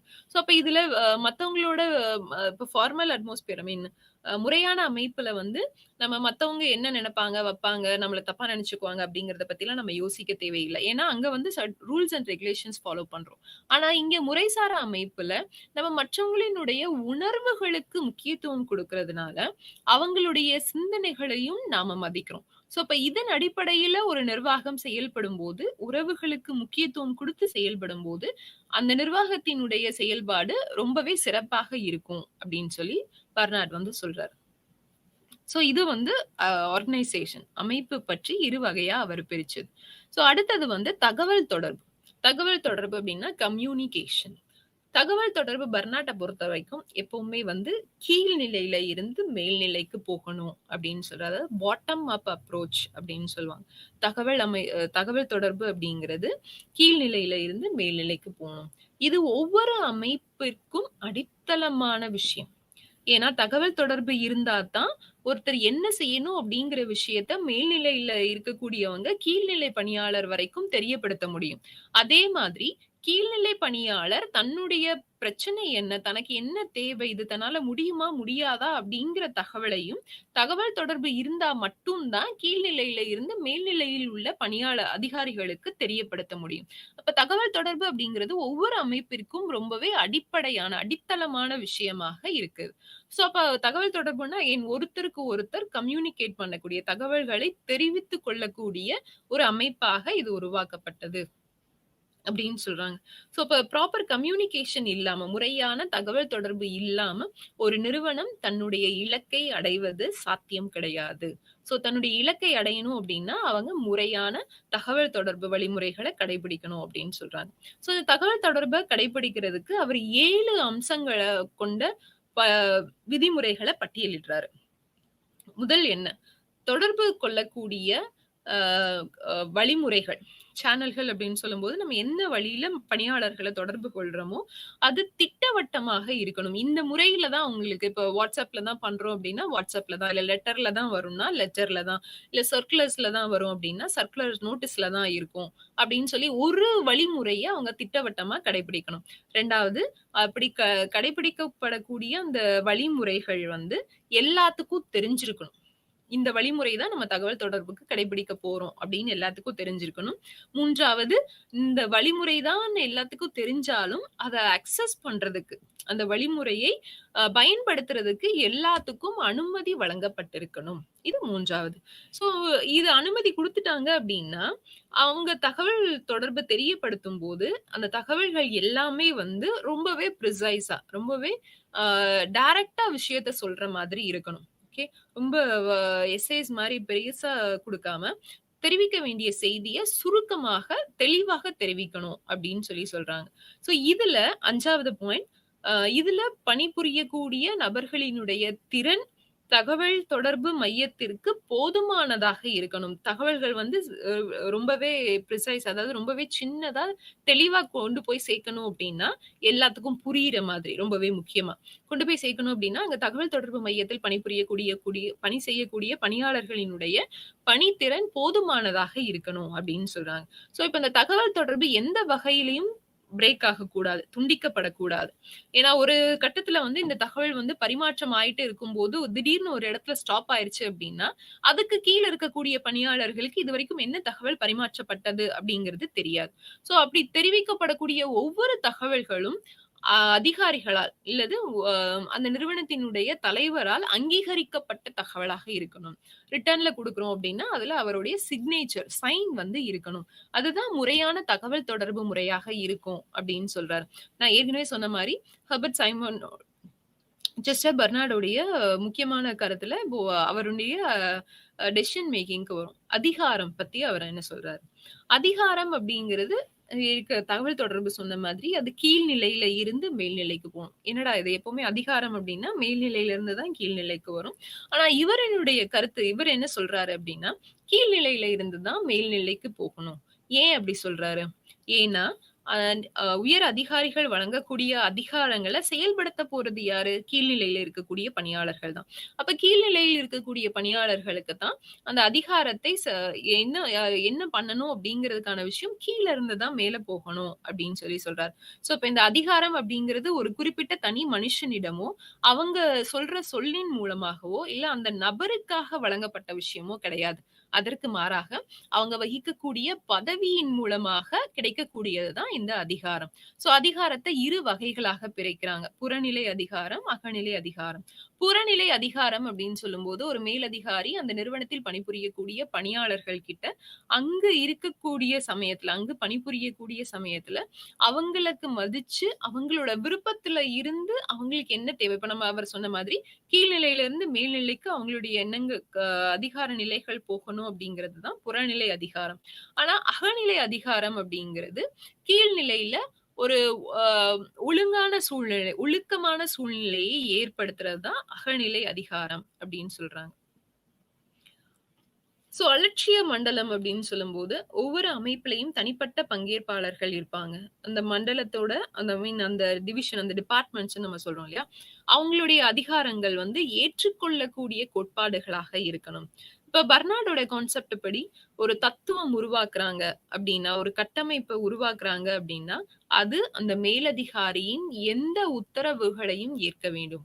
நான் ஒரு சுப்பீரியர் இருந்தா, இவர் தான் நமக்கு சுப்பீரியர்ன்னு ஃபிக்ஸ் ஆயிடுச்சு அப்டின்னா, அவர்கிட்ட இருந்து என்ன விதமான கமாண்ட்ஸ், எந்த விதமான உத்தரவுகள் வந்தாலும், அவருக்கு கீழ பணிபுரியக்கூடிய பணியாளர் வந்து அந்த உத்தரவை ஏற்று செயல்படணும் அப்டின்னு சொல்றாரு. சோ அப்போ ஒரு லீடர்னா எப்படி இருக்கணும்? ஒரு தலைவரினுடைய செயல்பாடுகள் என்ன? அவங்க வந்து 3 முக்கியமான விஷயங்கள கடைபிடிக்கணும். தலைவர் அப்படின்னு ஒரு ஒரு தனி நபர். நான் லீடர் அப்படின்னு சொன்னா, லீடர் ஆகுறதுக்கு எனக்கு என்ன கெப்பாசிட்டி இருக்கு? எனக்கு என்ன தகுதி இருக்கு? அப்படிங்கிறத ஃபர்ஸ்ட் நான் தீர்மானிக்கணும். 2வது என்ன தலைவர்ன்னு சொல்லணும் அப்படின்னா, என்னை பின்பற்றக்கூடியவர்கள், என்னுடைய ஃபாலோயர்ஸ் அப்படிங்கிறவங்க இருக்கணும். 3வது நிபந்தனைகள், கட்டுப்பாடுகள் ஒரு தலைமைக்கு கண்டிப்பா வேணும் அப்படின்னு சொல்றாரு. சோ நிர்வாகத்தினுடைய செயல்பாடுகள வந்து 3 தலைப்புகளாக பிரிக்கிறாங்க. நிறுவனத்துல தொடர்பு கொள்ளக்கூடிய அ அ சேனல்ஸ் அந்த தொடர்பு கொள்ளக்கூடிய முறையே முறையாக பராமரிக்கணும். அதுல தனி நபர்களிடமிருந்து அத்தியாவசியமான சேவைகளை பெற வேண்டும். அவங்க கிட்ட இருந்து அவங்களோட ஸ்பெஷல் டேலண்ட் என்ன, அவங்களோட இண்டிவிஜுவல் இன்ட்ரெஸ்ட் என்ன அப்படிங்கிறத தெரிஞ்சு, அத நிறுவனத்தினுடைய வளர்ச்சிக்கு ஏற்ற மாதிரி நம்ம பயன்படுத்தணும். 3வது நிறுவனத்தினுடைய நோக்கங்களை உருவாக்கணும். ஒரு நிறுவனம் செயல்படுது அப்படின்னா, அந்த நிறுவனத்தினுடைய முதன்மை நோக்கம் என்ன அப்படிங்கிறத அவங்க ஃபர்ஸ்ட் தீர்மானிச்சதுக்கு அப்புறம் தான் இந்த விஷயங்கள் எல்லாத்தையுமே அவங்களால செயல்படுத்த முடியும். சோ, அப்ப ஒரு நிறுவன தகவல் தொடர்பு அப்டின்னா, அத பராமரிக்கிறது அப்டின்னா என்ன? பராமரிப்புல 2 கட்டங்கள் வந்து நிலைப்படுத்துறாங்க. ஃபர்ஸ்ட் நிலை வந்து நிறுவன நிலைகளை வரையறுத்தல். நிறுவன நிலைகள்னா என்ன? அந்த நிறுவனம் என்ன மாதிரியாக பொருட்களை உற்பத்தி செய்யக்கூடிய நிறுவனம், அதனுடைய கட்டமைப்பு என்ன? அங்கு பணி செய்யக்கூடிய பணியாளர்களினுடைய நிலை என்ன? அவங்களுக்கு வழங்கக்கூடிய தகுதிகள் என்ன? அப்படிங்கிறத பத்தி எல்லாம் சொல்லணும். இப்ப பணியாளர் அமைப்புன்னு சொல்லும்போது, பெர்சனல் அட்மினிஸ்ட்ரேஷன் பணியாளர்கள் தேர்வுன்னு நம்ம பார்த்திருக்கோம். சோ தகுதியான பணிக்கு தகுதியான நபரை சரியான பணிக்கு தகுதியான நபரை தேர்வு செய்றது தான் இந்த பணியாளர் அமைப்பினுடைய நோக்கமாக இருக்கும். 2வது தனி நபர்களிடம் அத்தியாவசிய சேவைகள பெறுறது அப்டின்னா, அவங்க வந்து ரொம்பவே அதுல தன்னுடைய திறமை மேல நம்பிக்கை கொண்டவர்களாக, மன உறுதி கொண்டவர்களாக இருக்கணும். அதற்கு முறையான கல்வி தகுதியும், முறையான பயிற்சியும் அவங்களுக்கு வழங்கப்பட்டிருக்கணும் அப்டின்னு சொல்றாங்க. சோ இப்ப இதெல்லாம் நம்ம பண்ணிட்டோம் அப்டின்னா, நிறுவனத்தினுடைய நோக்கத்த உருவாக்கிட்டோம். நோக்கம் உருவாக்கியாச்சு. அதுக்கு சரியான பணியாளர்கள், தகுதி வாய்ந்த பணியாளர்களை தேர்வு செஞ்சாச்சு. அப்ப அவங்களுடைய நடைமுறைகள செயல்படுத்துறதுல அ நடைமுறை சிக்கல்கள் வந்து மிகவுமே குறைவாக இருக்கும். அப்ப முடிவெடுத்தல்னா என்ன? டெசிஷன் மேக்கிங்னா என்ன? டெசிஷன் மேக்கிங் அப்படிங்கிறது ஒருத்தர் தன்னிச்சையாகவும் முடிவெடுக்கலாம் அல்லது குழுவாக செயல்படும்போது தன்னுடைய குழுவில் இருக்கக்கூடிய உறுப்பினர்களினுடைய ஆலோசனைகளையும் கேட்டு அவங்களோட எண்ணங்களையும் நம் முடிவெடுத்தல்ல ஏத்துக்கிட்டு அதுக்கேத்த மாதிரி அவங்க வந்து முடிவுகள் எடுக்கலாம். சோ இத அடிப்படையா வச்சு தான் டெசிஷன் மேக்கிங் அப்படிங்கிறது, முடிவெடுத்தல் அப்படிங்கிறது எப்படி இருக்கணும் அப்படின்னு பெர்னார்ட் வந்து தெரியப்படுத்துறார். அடுத்து 3வது திங்கர் நம்ம பார்க்க போறது ஹெர்பர்ட் சைமன். ஹெர்பர்ட் சைமன் அப்படி சொன்னோம் அப்படின்னா, இவர் வந்து ஃபேமஸான ஒரு பொருளாதார நிபுணர், அரசியல் விஞ்ஞானியும் கூட.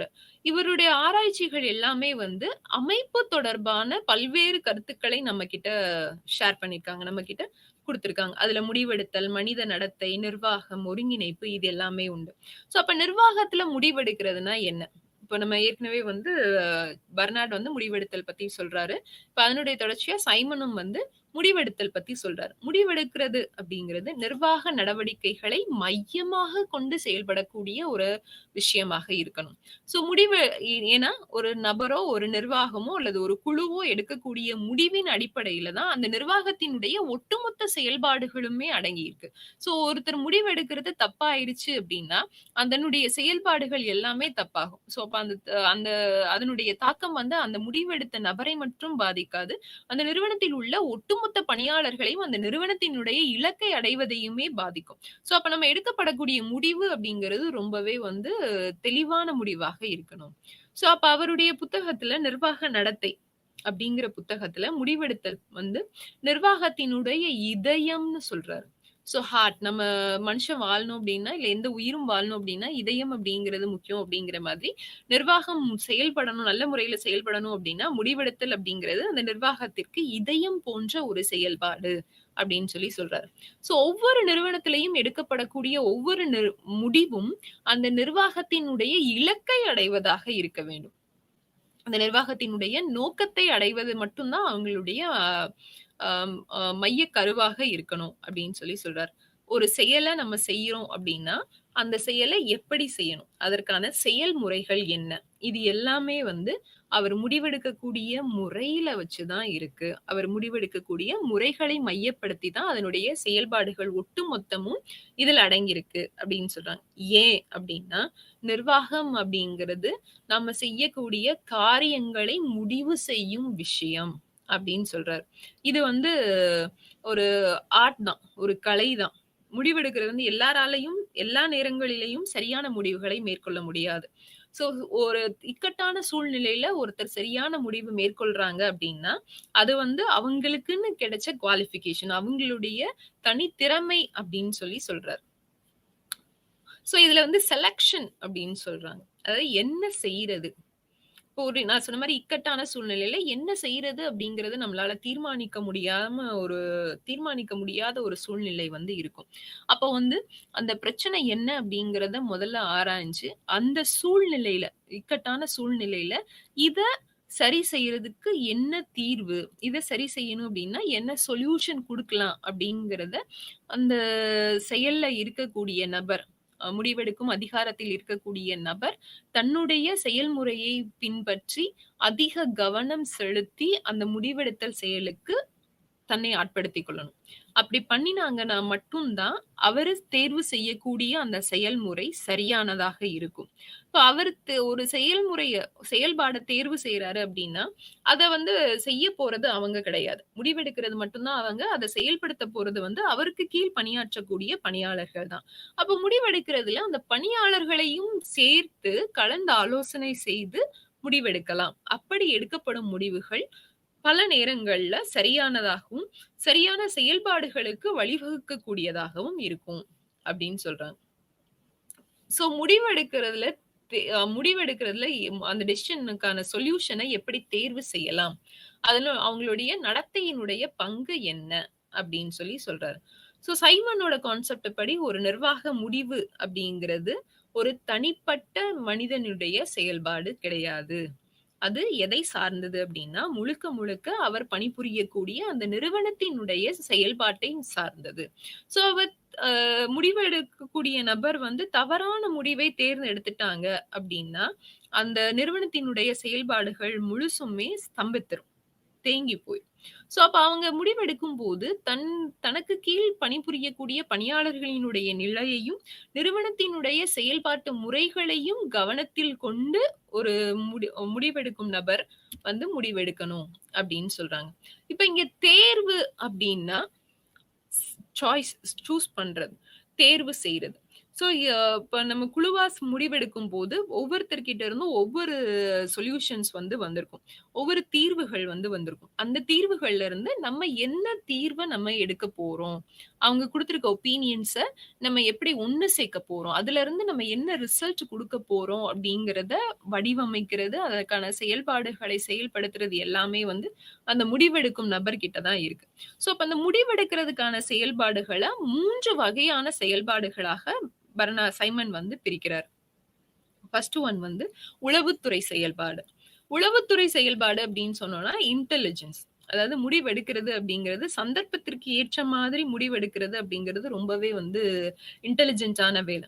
சோ அந்த அமைப்பினுடைய தலைவராகட்டும் அல்லது நிர்வாகியாகட்டும், அந்த நிறுவனத்தினுடைய சூழ்நிலையை பகுப்பாய்வு செய்து, என்ன சூழ்நிலை அங்க இருக்கு? இந்த பிரச்சனைக்கு காரணம் என்ன? அப்படிங்கிறத ஆய்வு செஞ்சு, அதற்கான தீர்வுகளை தேர்வு செஞ்சு அந்த சிக்கல தீர்க்கணும் அப்படின்னா, அவங்க ரொம்பவே அந்த விஷயத்த பத்தி டீட்டெயில் ஸ்டடி பண்ணியிருக்கணும். முறையான ஆய்வு நடத்தி தான் அந்த பிரச்சனைக்கான தீர்வு அவங்க குடுக்கணும். அப்ப எல்லா நேரங்கள்லயும் முறையான ஆய்வு நடத்த முடியாது. ஆனாலும் அந்த அந்த சமயத்துல இருக்கக்கூடிய கால சூழ்நிலைக்கு ஏற்ப ஒரு அதிகாரியோ, இல்ல அ நிர்வாகியோ வந்து முடிவெடுக்கும்போது, அவங்க சரியான முடிவுகளை தேர்வு செய்யணும் அப்படிங்கிறாங்க. 2வது செயல்பாடு வந்து வடிவமைப்பு செயல்பாடு. இந்த வடிவமைப்பு செயல்பாடும்போது எல்லாத்தையுமே இப்ப ஃபார்மல் ஆர்கனைசேஷன் அப்படின்னு சொன்னா முறையான அமைப்புன்னு சொன்னோம்னா, எல்லாத்தையுமே ஸ்ட்ரக்சரா ஃப்ரேம் பண்ணி வச்சிருப்பாங்க. முறைப்படுத்தப்பட்ட அமைப்ப நடவடிக்கைகளாக அவங்க கடைபிடிச்சிட்டு இருப்பாங்க. ஸோ, அப்போ ஒரு சிக்கலான சிச்சுவேஷன சரி செய்யணும் அப்படின்னா, அதற்கான நடவடிக்கையை மேற்கொள்ளணும் அப்படின்னா, அவங்க அத எப்படி செய்யணும்? ஃபர்ஸ்ட்டு அந்த பிரச்சனைய அடையாளம் கண்டுக்கணும். அந்த குறிப்பிட்ட பிரச்சனைக்கு யாரு காரணம்? யாரு சைடு இந்த பிரச்சனை அப்படிங்கிறத கண்டுபிடிக்கணும். அந்த பிரச்சனைக்கான தீர்வு அடையறதுக்கு இப்போ இந்த சூழ்நிலையில அதற்கான சாத்தியக்கூறுகள் இருக்கா? அதற்கான பாசிபிலிட்டீஸ் இருக்கா? அப்படிங்கிறத பார்க்கணும். இது எல்லாத்தையும் பார்த்து அவங்க முறையான அமைப்பை வடிவமைப்பு கொண்டு வந்தா மட்டும் தான், மற்ற பணியாளர்கள் அத செயல்படுத்தும்போது அந்த பிரச்சனைக்கான சரியான தீர்வாக அந்த செயல்பாடு இருக்கும். 3வது செயல்பாடு வந்து தேர்வு செயல்பாடு. செலக்ஷன், சாய்ஸ், சூஸ் பண்றது அப்படின்னு சொல்லலாம். இது வந்து ஒரு பிரச்சனைக்கு சரியான தீர்வை தேர்ந்தெடுக்கிறதுல ரொம்பவே இக்கட்டான சூழ்நிலை. அதாவது ரொம்பவே கஷ்டமான ஒரு விஷயம். ஒரு நிறுவனத்துக்கு நம்ம ஏற்கனவே சொல்லியிருக்கோம். ஒரு பொதுவான நோக்கம் இருக்கும். ஒரு இலக்கு இருக்கும். அந்த இலக்கை அடைவதற்காக தான் அந்த நிறுவனத்தில் பணிபுரியக்கூடிய எல்லா பணியாளர்களுமே பணி செய்றாங்க. ஸோ, அப்ப அந்த நிறுவனத்தில் பணிபுரியக்கூடிய பணியாளர்கள் அந்த நிறுவனத்தினுடைய இலக்கை அடையணும் அப்டின்னா, அதுக்கேத்த மாதிரி முடிவெடுக்கிறாங்க இல்லையா? முடிவுகள் எடுக்கக்கூடிய நபரும், அந்த நிறுவனத்தினுடைய இலக்கை அடைவதற்கு எது சரியான முடிவு அப்டிங்கிறத தேர்வு செஞ்சு, அந்த முடிவுகள்ல ஒரு முடிவ அவர் வந்து நிலைப்படுத்தணும் அப்படின்னு சொல்லி சொல்றாங்க. ஸோ, அப்ப இதுல முடிவெடுக்கிறதுல என்ன உண்மைகள் இல்ல என்ன மதிப்பு கூறுகள் அவங்க அதுக்கு குடுக்குறாங்க அப்படின்னு சொல்லணும். முடிவெடுக்கிறது எதை அடிப்படையாக வச்சு அவங்க முடிவுகள் எடுக்குறாங்க அப்படின்னு சொன்னோம்னா, நிர்வாக அமைப்புல எல்லா விஷயங்களுமே வந்து அறிவியல் பூர்வமாக தான் வந்து கையாளப்படுது. ஏன் அப்படின்னு சொன்னோம்னா, form set rules and regulations இருக்கிறதுனால எல்லாத்தையுமே வந்து நெறிப்படுத்தப்பட்டு இருக்கிறதுனால, அறிவியல் முறைகள்ல தான் அதற்கான தீர்வுகளும் கையாளப்படுது. ஸோ, அப்ப அறிவியல் ஆய்வு செஞ்சா மட்டும் தான் அந்த நெறிமுறைகளுக்கு நம்மளால சரியான வழிமுறைகள பிரச்சனைக்கு சரியான தீர்வுகள நம்மளால குடுக்க முடியும். ஸோ, இப்ப இத இன்னும் சிம்ப்ளிஃபை பண்ணி சொல்லணும் அப்டின்னா, ஒரு நம்மளோட வாழ்வியல்ல நடக்கக்கூடிய ஒரு நிலையில, ஒரு பிரச்சனை வருது அப்டின்னா, அந்த பிரச்சனைய சரி செய்றதுக்கு அதற்கான வழிமுறைகள் என்ன அப்டிங்கிறது முன்னாடி நம்ம வீட்ல அனுபவப்பட்டுருப்பாங்க. இல்ல நம்ம ஃப்ரெண்ட்ஸ் அனுபவப்பட்டுருப்பாங்க. அவங்க கிட்ட இருந்து கேட்டு தெரிஞ்சு அவங்களுடைய எக்ஸ்பீரியன்ஸ் அடிப்படையில வாழ்வியல் பிரச்சனைகள அவங்க ஏற்கனவே கையாண்ட வழிமுறைகளின் அடிப்படையில நாம வந்து அத நிரூபிக்கிறதுக்கு முயற்சி பண்ணலாம். இதற்கு மாறா நம்ம வந்து மதிப்பு அப்படிங்கிறது ஒவ்வொரு தனி மனிதனுடைய விருப்பத்தின் வெளிப்பாடு. நான் ஒரு தனி மனுஷனா அந்த முடிவுக்கு என்னுடைய ரெஸ்பெக்ட், என்னுடைய மதிப்ப நான் எப்படி குடுக்குறேன்? அதே நேரத்துல அது மற்றவங்களினுடைய வாழ்வியல் நிலைகளையும் பாதிக்காத வகையிலயும் இருக்கணும் அப்படிங்கிறது தான். ஸோ, இப்போ ஒரு நிறுவனத்துல தனிநபர் அவனுடைய பிஹேவியர், அவருடைய நடத்தை, அந்த நிறுவனத்தினுடைய குறிக்கோள், அதனுடைய நோக்கங்கள் இது எல்லாமே டிசைட் பண்ணப்பட்டதாக இருக்கும். தீர்மானிக்கப்பட்டதாக இருக்கும். ஸோ, அப்ப நிறுவனத்தினுடைய இலக்கை அடைய போறோம் அப்டின்னா, அதனுடைய குறிக்கோளை அடையணும் அப்டின்னா, அந்த நிறுவனத்தில் பணிபுரியக்கூடிய பணியாளர்களினுடைய நடத்தை, அதனுடைய குறிக்கோள் இது எல்லாம் ஒண்ணு சேர்ந்து வேலை செய்யும்போது மட்டும் தான், அந்த நிறுவனத்தினுடைய இலக்கை நம்மளால அடைய முடியும். ஸோ, இதுல ஒவ்வொரு முடிவும் வந்து என்ன பண்றாங்க அப்டின்னா, அந்த குறிக்கோளை மையமாக கொண்டே தேர்வு செய்யப்படுகிறது. இது சில சமயங்கள்ல மாறலாம். ஏன் மாறலாம் அப்டின்னா, அந்த கால சூழ்நிலைக்கு ஏற்ப அ அதா அ அன்எக்ஸ்பெக்டட் சிச்சுவேஷன்ஸ் இருந்துச்சு அப்டின்னா, அந்த சூழ்நிலையை சமாளிக்கிறதுக்காக சில சமயங்கள்ல அந்த நிறுவனத்தினுடைய இலக்கை மீறி சில நேரங்களில் முடிவுகள் எடுக்கப்படலாம். அது வந்து சூழ்நிலை காரணமாக எடுக்கப்படக்கூடிய முடிவுகள். ஸோ, அப்ப இந்த இலக்கு வந்து அவங்களுக்கு வந்து ஒரு எண்ட் பாயிண்ட் கிடையாது. இது வந்து இதோட முடிகிறது அப்டிங்கிறது கிடையாது. இதனுடைய தொடர்பு வந்து அடுத்தடுத்து இப்போ ஒரு இலக்கு வச்சிருக்காங்க. அந்த இலக்கை அடைஞ்சதுக்கு அப்புறம் அடுத்த ஒரு இலக்கு வந்து கொண்டு வருவாங்க. ஸோ, அப்ப இது வந்து தொடர்ச்சியாக போய்க்கொண்டே இருக்குமே தவிர, ஒரே நிலையில ஸ்டாண்டர்டா இது நிக்காது. இது எனக்கு போதும் அப்படிங்கிற எண்ணம் ஒரு தனி மனிதனுக்கும் வராது. குறிப்பா அந்த நிறுவனத்தை சொல்லும்போது, அமைப்பு சார்ந்த நோக்கங்களை சொல்லும்போது, அவங்க ஒரு எண்ட் பாயிண்ட்ல நிக்க மாட்டாங்க. இதோட போதும் அப்படின்னு சொல்லி ஸ்டாப் பண்ணிக்க மாட்டாங்க. முடிவெடுக்கிறதுல பகுத்தறிவு வேண்டுமா? கண்டிப்பா. முடிவெடுக்கிறது அப்படிங்கிறது முடிவற்ற முடிவுகளின் வலையமைப்பு அப்படின்னு சொன்னோம் அப்படின்னா, அது ஒரு சிக்கலான விஷயம். ஒரு பிரச்சனைக்கு தீர்வு குடுக்குறதுன்னு அட்வைஸ் பண்றது யார் வேணாலும் பண்ணிடலாம். ஆனா அத செயல்படுத்தும்போது அதுல ஏற்படக்கூடிய பிரச்சனைகள் தான் அ அந்த முடிவு எடுக்கக்கூடிய விஷயங்கள்ல மற்றவங்கள சிந்திக்க வைக்கக்கூடிய செயல்பாடாக இருக்கும். இது ஒரு சாதாரண சூழ்நிலையில இருக்கும்போது நம்ம ரொம்ப ரிசர்ச்லாம் பண்ண மாட்டோம். ரொம்ப திங்க் பண்ண மாட்டோம். ஆனா ஒரு ப்ராப்ளமேட்டிக் சிச்சுவேஷன் ஒரு பிரச்சனைக்குரிய சூழ்நிலையா சந்தர்ப்பமாக இருக்கும்போது, அப்ப இது என்ன பண்ணலாம்? எப்படி பண்ணலாம்? அப்படின்னு சொல்லி நமக்கு ரொம்பவே வந்து பிரஷர் அழுத்தம் குடுக்கக்கூடிய கால சூழ்நிலைகள் வந்து ரொம்பவே இருக்கும். அப்ப இந்த பகுத்தறிவுல முடிவெடுக்கிறது அப்படிங்கிறது அ ஈஸ் சாதாரணமான விஷயம் கிடையாது. ஆனா சிக்கலான சூழ்நிலையிலயும் கஷ்டமான முடிவுகள எடுத்து யாரு தன்னுடைய நிலையை நிலைப்படுத்திக் கொள்றாங்களோ, அவங்கள தான் வந்து நம்ம திறமையான தலைவர் அப்படின்னு சொல்லி சொல்றோம். இப்ப முடிவெடுக்கிறதுல சைமன் வந்து ஒரு 6 வெவ்வேறு வகையான விகிதங்கள வந்து நமக்கு குடுக்குறாரு. ஒரு குறிப்பிட்ட சூழ்நிலையில கொடுக்கப்பட்ட கூடிய முடிவுகள், அதனுடைய அதி அ அதிகாரியால் சரியான நேரத்துல கடைபிடிக்கப்படுது அப்படின்னா, அரு அது புறநிலை ரீதியிலான பகுத்தறிவு அப்படின்னு சொல்லி சொல்றாங்க. 2வது அகநிலை ரீதியிலான பகுத்தறிவு. அகநிலை ரீதியிலான அப்படின்னு சொன்னோம்னா, இது என்னுடையது, என்னோட பொருள், என்னுடைய அறிவு அப்படின்னு சொல்லும்போது, நான் யாரோடையும் என்ன ஒப்பீடு செஞ்சேன் அப்படின்னா, அத அடையறதுக்கான என்னுடைய நிலை என்ன? இவங்க இப்படி இருக்காங்க. எனக்கு பின்னாடி வந்தவங்க புரமோஷன் ஆயி போயிட்டாங்க. அதிகமான சேலரி வாங்கிட்டாங்க அப்படின்னு சொல்லி, அந்த கான்செப்ட்ல போகாம, அதை அடைவதற்கான நிலை என்ன? அப்படிங்கிறது தான் அவங்களுடைய 2வது நிலை. அகநிலை ரீதியிலான பகுத்தறிவு. 3வது மனசாட்சிப்படி. இப்ப நம்ம ஒரு முடிவு எடுக்கிறோம் அப்படின்னா, அது அந்த முடிவு எடுக்கும்போது நமக்கே தெரியும். இது வந்து சில நேரங்கள்ல தப்பாகலாம். இல்ல இந்த முடிவு எடுத்தோம்னா நிறுவனத்திற்கு ஒரு பெரிய இழப்பு ஏற்படும். இல்ல பணியாளர்கள் இதனால பாதிக்கப்படுவாங்க அப்படின்ற ஒரு சூழ்நிலை ஏற்படும்போது, அந்த முடிவுகள்ல பின்பற்றக்கூடிய வழிமுறைகள சரியானதா? இது நியாயமானதா? அப்படின்னு சொல்லி நம்மளுடைய மனசாட்சிக்கு ஏற்றபடி உண்மையாக நம்ம செயல்படணும் அப்படிங்கிறது தான் மனசாட்சி ரீதியிலான பகுத்தறிவு. 4வது ஆ இப்போ நம்ம முடிவுகள் எடுக்கிறோம் அப்டின்னா, அதற்கான வழிமுறைகள் வந்து அந்த பிரச்சனை வர்றதுக்கு முன்னாடியே நமக்கு வர்றது கிடையாது. ஸோ அந்த பிரச்சனை வந்ததுக்கு அப்புறம் தான் அதற்கான முடிவுகள் வந்து நம்ம கிட்ட மேற்கொள்ளப்படுது. ஸோ அப்ப இத சரி செய்யணும் அப்டின்னா, இந்த ஒரு பிரச்சனைக்கான தீர்வை நம்ம கையாளணும். அந்த பிரச்சனைக்கான முடிவை சரி செய்யணும் அப்டின்னா, ஏற்கனவே அனுபவப்பட்ட விஷயங்களை நம்ம எடுத்து அத வந்து நம்ம நடைமுறைப்படுத்தலாம். அப்படி பண்ணோம் அப்டின்னா, அது வரப்பட்ட அளவிற்கு வேண்டுமென்ற பகுத்தறிவு. இது போதுமானது. ஏன்னா நான் டெஸ்ட் பண்ணதுக்கலாம் வந்து தயாரா இல்ல. இது ஏற்கனவே எக்ஸ்பீரியன்ஸ் வந்து இருக்கு. அவங்க எக்ஸ்பீரியன்ஸ்ல இருந்து நான் இத எடுத்துக்கிறேன் அப்டின்னு சொல்லி, இது போதுமானது அப்டின்னு சொல்லி நான் அதோட ஸ்டாப் பண்ணிக்கிறேன். அ 5வது ஒரு நிறுவனத்தினுடைய இலக்குகள் நோக்க ரீதியிலாக தான் எப்பவுமே இருக்கும். ஏன்னா, அவங்க வந்து பணியாளர்களுக்கு ஒரு வகையில முக்கியத்துவம் குடுக்கணும்னு நம்ம சொன்னாலும் கூட, அ நிறுவனத்தினுடைய இலக்கை அடையிறது தான் அவங்களுடைய முதன்மையான நோக்கமாக இருக்கும். அப்ப அந்த நிறுவனத்தினுடைய இலக்கை அடைவதற்காக நான் முடிவெடுக்கும்போது மற்றவர்களினுடைய நிலைப்பாடுகளை பற்றி பொருட்படுத்தல. எனக்கு கவலை இல்ல அப்படின்னு சொன்னா, அது நிறுவன ரீதியிலான பகுத்தறிவு. ஓகே. நான் நிறுவனத்திற்கு மட்டுமே முக்கியத்துவம் குடுக்குறேன் அப்படிங்கிறது. கடைசி ஒண்ணு, தனி நபரினுடைய குறிக்கோள்களுக்கு முக்கியத்துவம் குடுக்குறது. ஸோ முடிவெடுக்கிறோம் அப்டின்னா, அதுல யாராவது தனி நபர் பாதிக்கப்படுவாங்களா? இல்ல நான் முடிவெடுக்கிறேன் அப்டின்னா, இந்த முடிவுனால என்னுடைய நிலைக்கோ, என்னுடைய பணிக்கோ ஏதேனும் பிரச்சனை ஏற்படும் அப்டின்னா, நான் அந்த முடிவு எடுக்கிறதுக்கு யோசிப்பேன். அது நிறுவனத்தினுடைய நன்மைக்காக இருந்தாலும் கூட. ஸோ அப்படி ஒரு சூழ்நிலையில நீங்க ஒரு முடிவு எடுத்தீங்க அப்டின்னா, அது தனிப்பட்ட முறையில் நீங்க தேர்வு செய்யக்கூடிய முடிவாக இருக்கும். அப்டின்னு சொல்லி சொல்றாங்க. ஸோ அப்போ ஒரு நிறுவனம் அப்டின்னா, அந்த நிறுவனத்தினுடைய செயல்பாடுகள் பல்வேறு விதமாக இருக்கும். அந்த பல்வேறு விதங்கள்ல இருந்தாலும், ஒரு நிறுவன அதிகாரியாக, ஒரு மேலதிகாரியாக ஒருத்தர் முடிவெடுக்கும்போது, அவங்க முடிவெடுக்கக்கூடிய முடிவு தான் வந்து அந்த நிறுவனத்தினுடைய ஒட்டுமொத்த செயல்பாடுகளையும் தீர்மானிக்கக்கூடிய விஷயமாக இருக்கும்.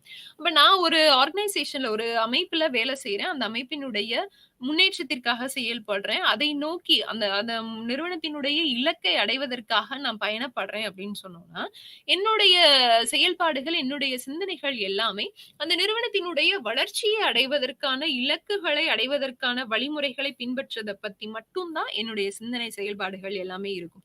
ஸோ அப்ப நான் ஒரு நிர்வாகி இல்ல ஒரு மேலதிகாரி வந்து முடிவெடுக்கும்போது, இப்ப இதுவரைக்கும் நம்ம சொன்ன எல்லா விஷயங்களையும் அவங்க வந்து பொருட்படுத்தி, தன்னிலைப்படுத்தி அதன் அடிப்படையில தான் அவங்களுடைய முடிவுகள் மேற்கொள்ளப்படணும். அப்ப ஒருவேள நிர்வாகி தவறான முடிவு மேற்கொண்டாரு அப்டின்னா, நம்ம இதுக்கு முன்னாடியே பார்த்துருக்கோம். அவர் தவறான முடிவு மேற்கொள்ளும்போது, அந்த முடிவினுடைய விளைவு அவரை மட்டும் பாதிக்காது. அந்த நிறுவனத்தில் பணிபுரியக்கூடிய பணியாளர்களின் வாழ்வியலையும் பாதிக்கும். அந்த நிறுவனத்தினுடைய இலக்கை அடைவதையும் ஸ்டாப் பண்ணும். ஏன்னா, அந்த நிறுவனம் வந்து ஒரு பொதுவான இலக்கை நோக்கி பயணிக்கக்கூடியதாக இருக்கும். அப்ப அப்படி அவங்க பயணப்படும்போது, ஒரு சில நேரங்கள்ல, இல்ல ஒரு சிலரால் எடுக்கப்படக்கூடிய தவறான முடிவுகள் மூலமாக, அந்த நிறுவனத்தினுடைய பொதுவான இலக்கை அவங்களால அடைய முடியாம போயிரும். ஏன் இந்த பிரச்சனைனால இத நம்ம சால்வ் பண்ண முடியாதா? அப்படி இல்ல. ஒரு ஒரு ஒரு சின்ன விஷயம் தவறா ஆயிடுச்சு அப்படின்னா, அதுக்கப்புறம் அந்த நிறுவனத்த அந்த தவறுல இருந்து சரி பண்ணி, ஆ பணியாளர்களினுடைய வாழ்வியல் தன்மையும் மேம்படுத்தி, அவங்களுக்கான பிரச்சனைகளுக்கு எல்லாம் தீர்வுகள் கொண்டு, இப்போ மன ரீதியாக சைக்காலஜிக்கல் ஆஸ்பெக்ட்ல அவங்கள வந்து நெறிப்படுத்தி பழைய வாழ்வியல் முறைக்கு கொண்டு வரது ரொம்பவே கடினமான விஷயமாக இருக்கும். ஸோ இதன் மூலமா அவர் என்ன சொல்றாரு? சைமன் சொல்லக்கூடிய விஷயம், ஒரு நிர்வாகி முடிவெடுக்கும் போது தன் நிலையை மட்டும் பார்க்காம, இது என்னுடையது அப்படின்னு சொல்லி, இல்ல நான் என்னுடைய பொசிஷன காப்பாத்திக்கணும் அப்படிங்கிறதுல மட்டும் என்னுடைய கவனம் இல்லாம, அவர் வந்து தனக்கு கீழ் பணிபுரியக்கூடிய பணியாளர்கள பத்தியும் யோசிக்கணும். அவங்களுடைய சமூக பொருளாதார நிலைகளை பற்றியும் யோசிக்கணும். அதே சமயத்துல அந்த நிறுவனத்தினுடைய இலக்கை அடையணும் அப்படிங்கிறது தான் அவங்களுடைய முக்கிய நோக்கமாக இருக்கணும் அப்படின்னு சொல்லி சைமன் சொல்றார். ஸோ அப்ப இவரு சொன்ன எல்லா நிர்வாக முடிவுகளையும் பின்பற்றது எல்லா நேரத்திலயும் இல்ல எல்லா நிர்வாகிகளாலயும் சாத்தியப்படக்கூடிய விஷயமா அப்படின்னா, ஒரு சில விஷயங்கள் மட்டுமே எல்லாராலயும் பின்பற்ற முடியும். மற்ற எல்லா விஷயங்களும் கேள்விக்குறியான விஷயங்கள் தான். இது வந்து சாத்தியப்படாத விஷயங்களாகத்தான் இருக்கும். பட் இருந்தாலும் அவருடைய ஆய்வின் அடிப்படையில் அவர் வந்து இந்த கருத்துக்களை எல்லாம் பதிவு செஞ்சிருக்கிறாரு.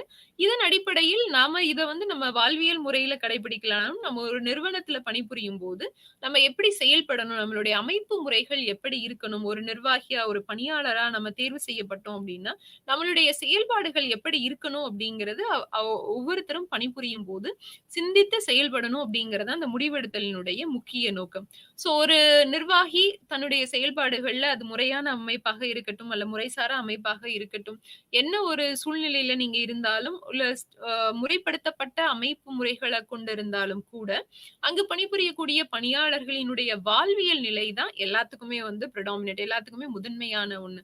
ஸோ அப்ப நிர்வாகி வந்து முடிவெடுக்கும்போது தன்னை நினைக்கிறத விட, தனக்கு கீழ் பணிபுரியக்கூடிய பணியாளர்களினுடைய வாழ்வியல் தன்மைய தான் வந்து அவர் அதிகமாவே கவனம் செலுத்தணும் அப்படிங்கிறது சைமனோட கான்செப்ட்.